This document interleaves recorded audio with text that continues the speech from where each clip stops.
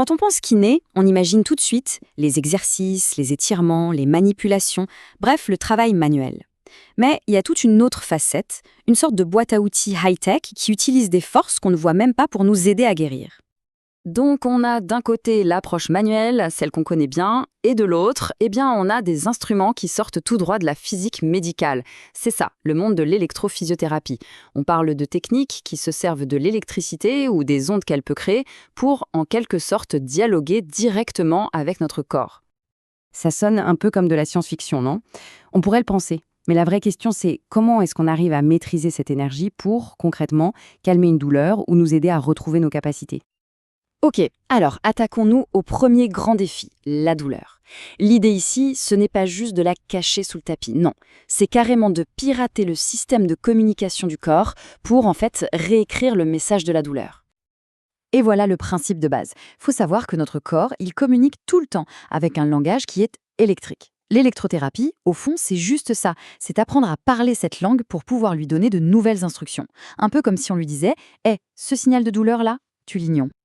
Alors là, on touche à quelque chose de fascinant, la théorie du portillon, ou Gates Control. Pour faire simple, imaginez une autoroute qui va jusqu'au cerveau. Les signaux de la douleur, ce sont un peu comme des gros camions, lents et lourds. L'électricité qu'on envoie, elle, c'est comme des voitures de course, super rapides sur la même voie. Forcément, elles arrivent les premières au péage, qui se trouve dans la moelle épinière. Et là, elles créent un embouteillage, elles saturent le passage, et les camions de la douleur, ils restent bloqués derrière. L'analogie est simple, c'est vrai, mais elle explique super bien un mécanisme qui est redoutablement efficace. Ce qu'il faut vraiment retenir, c'est que ça marche quasi instantanément. C'est parfait pour une douleur bien précise, bien localisée. Mais, il y a un mais. Dès qu'on arrête la stimulation, hop, le portillon risque de se rouvrir. Donc pour un soulagement qui va durer plus longtemps, il va falloir penser à une autre stratégie. Et cette autre stratégie, c'est quoi? C'est d'activer la propre pharmacie de notre corps. En gros, on utilise un courant électrique un peu différent, et ça va pousser le cerveau à produire ses propres antidouleurs. On les connaît bien, ce sont les endorphines, nos opioïdes naturels en quelque sorte. Ce tableau, il résume tout ça super bien. On a d'un côté le fameux portillon, ça agit tout de suite, on sent des petits picotements. Et de l'autre, la libération d'endorphines, là c'est un peu plus lent à démarrer, ça peut prendre 20-30 minutes, on peut sentir des petites secousses musculaires, mais l'avantage c'est que l'effet peut durer des heures après la fin du traitement. Donc le choix entre les deux va vraiment dépendre du type de douleur. Est-ce que c'est une douleur aiguë et bien localisée, ou alors une douleur plus diffuse, plus tenace? Bon, maintenant passons à un autre gros morceau, le muscle qui ne veut plus travailler. Là, on ne parle plus seulement de calmer la douleur. L'objectif, c'est carrément de reconstruire de la force et de retrouver le mouvement. Parce que voilà ce qui se passe. Après une opération, ou avec certaines maladies neurologiques, la communication entre le cerveau et le muscle peut être coupée. Et le muscle, il s'affaiblit, il peut même fondre, mais pas parce qu'il est cassé, juste parce qu'il ne reçoit plus l'ordre de se contracter.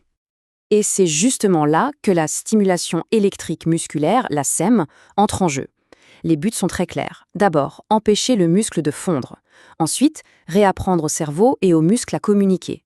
Puis, renforcer ce muscle affaibli. Et à la fin, bien sûr, retrouver un mouvement qui sert à quelque chose dans la vie de tous les jours. Alors, c'est quoi la différence avec un mouvement qu'on ferait normalement? Quand on décide de bouger, notre cerveau est très malin. Il recrute les fibres musculaires petit à petit, pas tout en même temps. C'est super efficace et ça économise de l'énergie. La stimulation électrique, elle, est un peu plus directe. Le courant va activer plein de fibres d'un seul coup. Résultat, c'est plus fatigant pour le muscle, c'est sûr, mais ça permet de créer une contraction vraiment forte, même si la commande du cerveau ne passe plus. Et on peut même pousser le concept encore plus loin. Ça s'appelle la stimulation électrique fonctionnelle, ou SEF.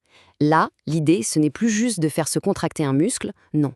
C'est de créer toute une chorégraphie de contraction, parfaitement synchronisée, pour recréer un mouvement complet. L'exemple typique, c'est la marche. On stimule les bons muscles au bon moment pour aider le pied à se lever. C'est une technologie qui vient vraiment prendre le relais d'une fonction neurologique qui a été perdue. Mais attention, l'électricité, ce n'est pas seulement envoyer des courants. C'est aussi une source d'énergie qu'on peut transformer pour créer d'autres types d'ondes qui soignent. On pense notamment aux ondes mécaniques. Prenons les ultrasons, par exemple. Ce sont des ondes sonores, mais à une fréquence tellement haute qu'on ne peut pas les entendre. Ces ondes, elles vont créer une sorte de vibration mécanique tout au fond des tissus. Et cette micro-vibration, elle a deux effets principaux. D'un côté, elle peut créer une chaleur en profondeur, et de l'autre, elle a aussi des effets non thermiques, juste en faisant bouger les choses, les fluides, les cellules. Et on les utilise principalement pour quoi? pour s'attaquer à la fibrose. Les ultrasons sont vraiment champions pour assouplir les tissus qui sont devenus trop durs, trop rigides. Pensez à une vieille cicatrice ou à une articulation qui est devenue toute raide. On parle d'un effet défibrosant. En gros, ça aide vraiment à casser cette rigidité. Allez, une autre technique mécanique, la thérapie par onde de choc. Alors là, attention, c'est pas du tout la même chose. Ce ne sont plus des vibrations douces et continues. Non, là, ce sont des impulsions sonores très puissantes, très courtes et très intenses.